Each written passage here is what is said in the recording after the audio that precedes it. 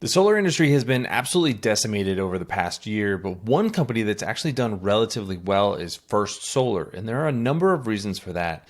This company is structurally just built different than most of its solar competitors. If we start with some of the well-known installers in the US, Sunrun, SunPower, they're installing solar panels on residences, on homes across the country. There's been times that they've had commercial operations, but they don't really play in the utility scale space. That is where First Solar sells its solar panels, is in utility scale solar. It also is differentiated from a lot of competitors in manufacturing solar panels. It makes a thin film solar panel. The downside of that was it was often much less efficient than crystalline solar panels that were much more popular for higher efficiency installations. That's what was produced in China, so that kind of became the commodity product. But over time, First Solar's technology has really improved. The efficiency has gone up over time, and it's a much better product for high temperature and harsh environments. So it makes it really good for desert installations. So these are really structural advantages that First Solar has over a lot of competitors in the solar landscape. So I want to dig into what makes First Solar different than most of the other solar companies and why this competitive advantage is durable long term. My name is Travis Hoium. Thanks for watching Asymmetric Investing. Please subscribe here on YouTube for all my content, and thanks to this video's sponsor, The Motley Fool. If you go to fool.com/ASYM, they'll give you their top 10 stocks to buy right now.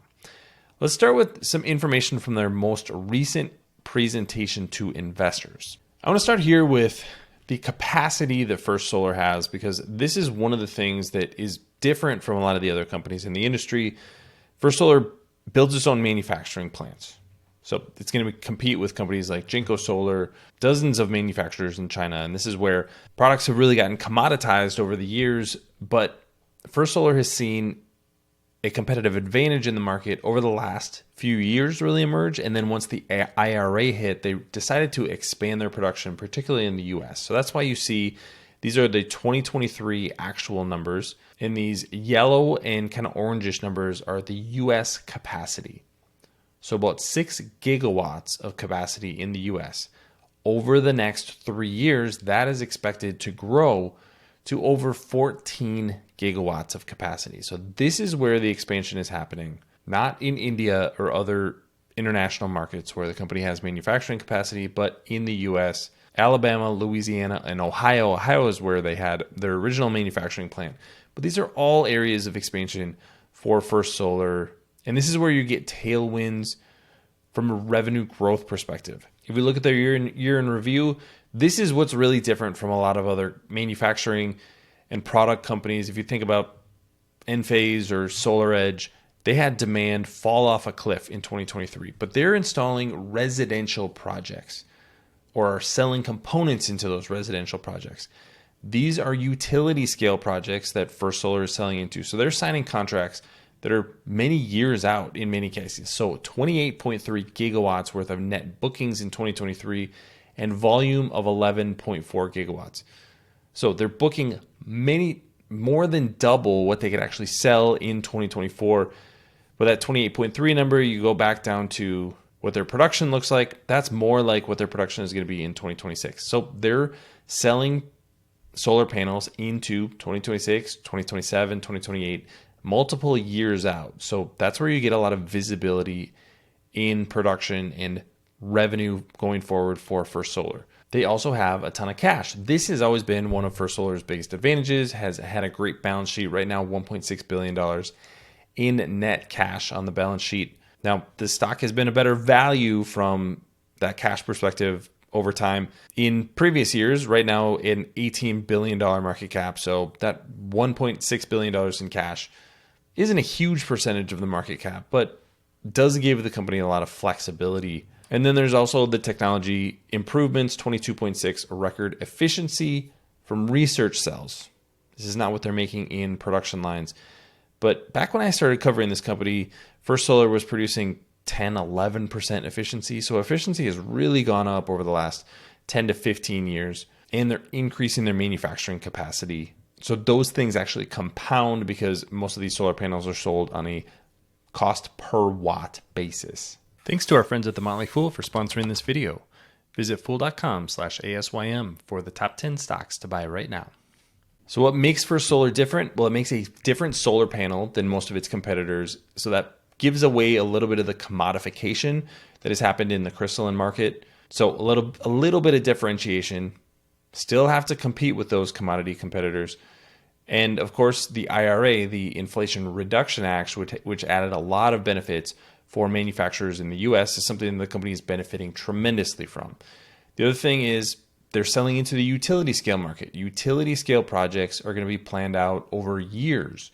This is not a residential project where somebody decides to sign a contract one day and then a few weeks later, maybe a month or two later, they're actually getting solar panels on the roof. The companies that are building utility scale projects are utilities, are major commercial operations.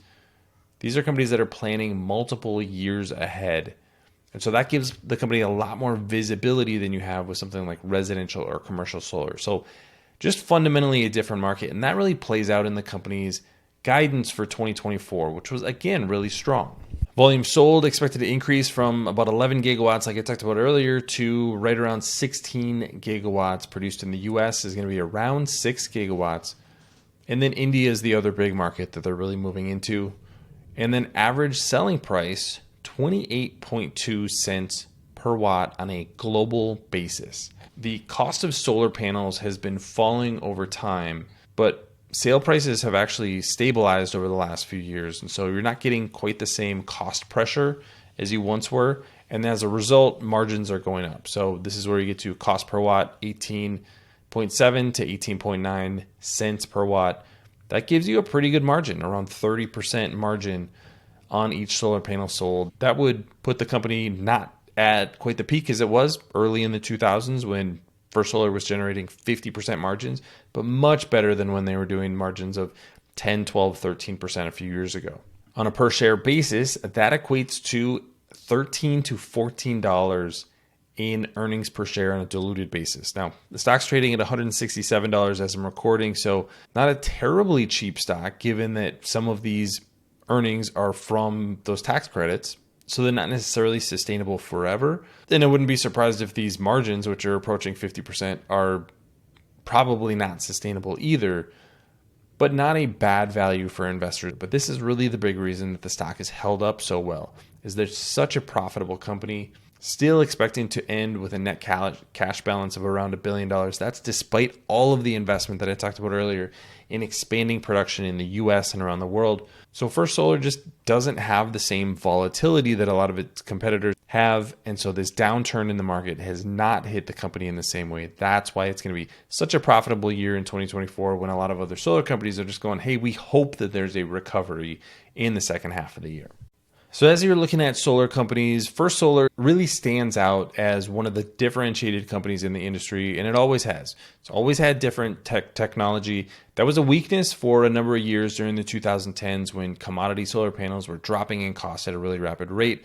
But now that we've moved to the point where First Solar's technology has gotten better, where regulators are putting more emphasis on local supply of solar panels in the US and India, the company's in a really good position.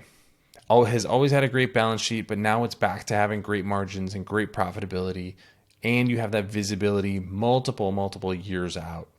So that's why the stock has held up as well as it has over the last couple of years, as a lot of other companies have just been absolutely crushed.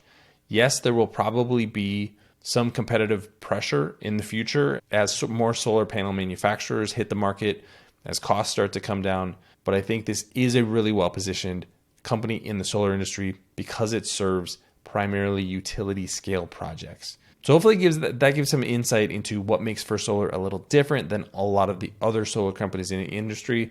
If you have any questions or comments about First Solar, leave those in the comment section below. Thanks for watching, everybody. See you here next time.